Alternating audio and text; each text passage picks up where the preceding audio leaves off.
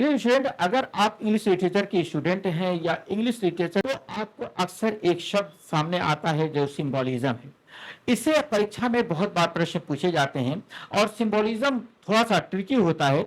लेकिन इस ट्रिकी जो है सिंबोलिज्म को समझने के लिए आप वीडियो के अंत तक बने रहिए।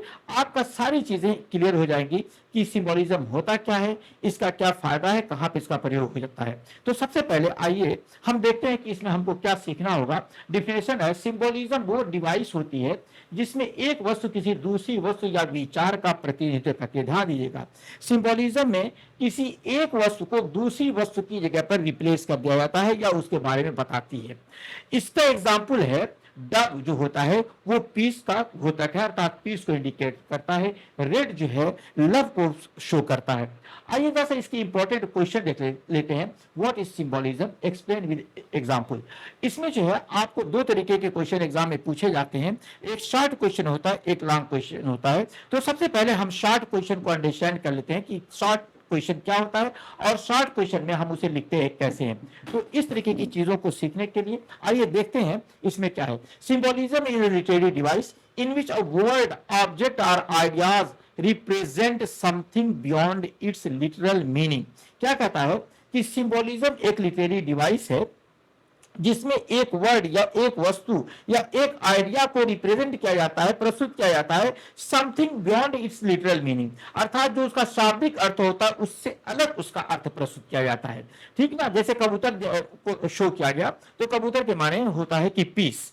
इसी तरीके से इट एड्स, आगे क्या कहता है, it adds deeper meaning to the text and helps writer express complex ideas in a simple and effective way। ये क्या करता है, सबसे इंपॉर्टेंट चीज इसमें ये होती है कि डीपर मीनिंग क्रिएट करता है, जो देता है उसमें टेक्स्ट को, अर्थात जो राइटर लिखता है उसमें वो डीपर मीनिंग को ऐड कर देता है और ये सहायता करता है कॉम्प्लेक्स आइडियाज को सिंपल तरीके से और प्रभावशाली तरीके से प्रस्तुत करने में। तो ये है सिंबोलिज्म। आगे बढ़ते हैं। मैंने कहा कि दूसरा जो थोड़ा सा लॉन्ग सेंटेंस आता है, तो लॉन्ग सेंटेंस के लिए आप देख लीजिए इसमें क्या होता है। Symbolism is an important literary device.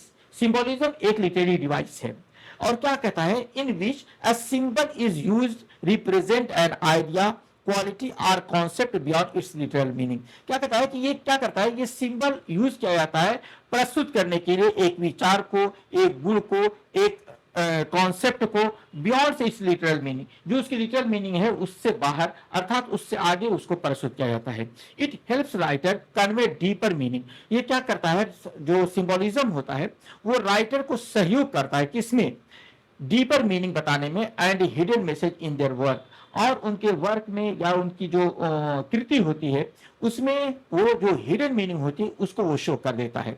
अगर हम एग्जाम्पल की बात करते हैं तो dove is commonly used as symbol of piece.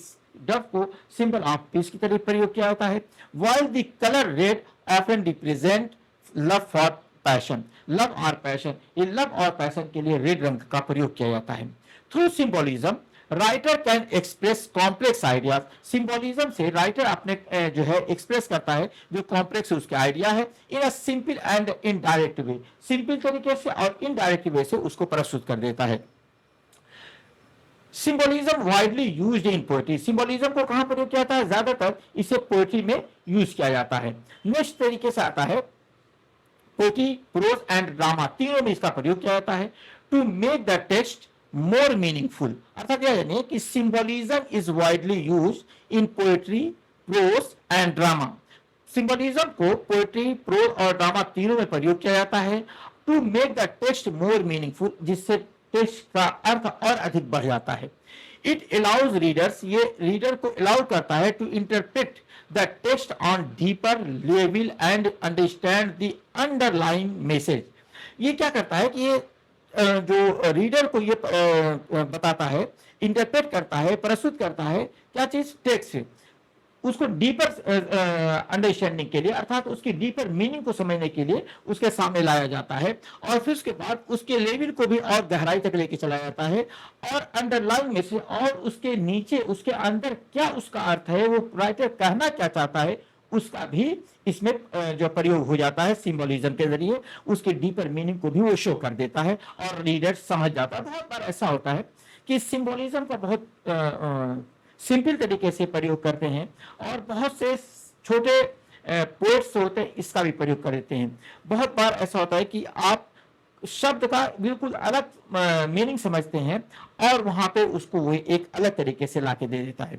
आगे देखिए, it also adds richness and depth to the literary verse. ये जो है लिटरेरी वर्स की रिचनेस को बढ़ा देता है और उसकी गहराई को भी बढ़ा देता है, मेकिंग देम मोर इंगेजिंग। और ये जो क्या होता है, रीडर्स को ये इंगेजिंग बना देता है, रीडर के लिए इंगेजिंग बना देता है एंड थॉट प्रोवोकिंग, और उनके विचारों को और ज्यादा जगा देता है और ज्यादा बढ़ा देता है अगर हम सिंबोलिज्म का प्रयोग करते हैं या सिंबोलिज्म वाली जो लिटरेचर होते हैं।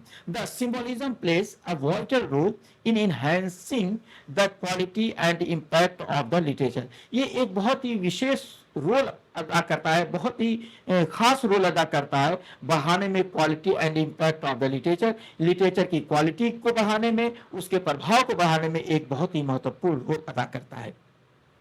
अगर आप इसको एक लाइन में रिवीजन करना चाहते हैं, दो शब्दों में रिवीजन करना होता है, तो इसका सिंबल क्या है, हिडन मीनिंग होती है, अर्थात इंटरनल मीनिंग होती है। तो लिटरेचर के बारे में जानने के लिए, लिटरेचर से रिलेटेड और ग्रेजुएट और पोस्ट ग्रेजुएट के अगर आप स्टूडेंट हैं और एग्जाम में अच्छे मार्क्स पाना चाहते हैं, तो इंग्लिश लैंग्वेज कॉरिडोर को सब्सक्राइब कर लीजिए, बेल आइकन प्रेस कर लीजिए ताकि आपको नए वीडियोस के नए नोटिफिकेशन तुरंत मिल जाया करें। मिलते हैं अगले वीडियो में। Thank you.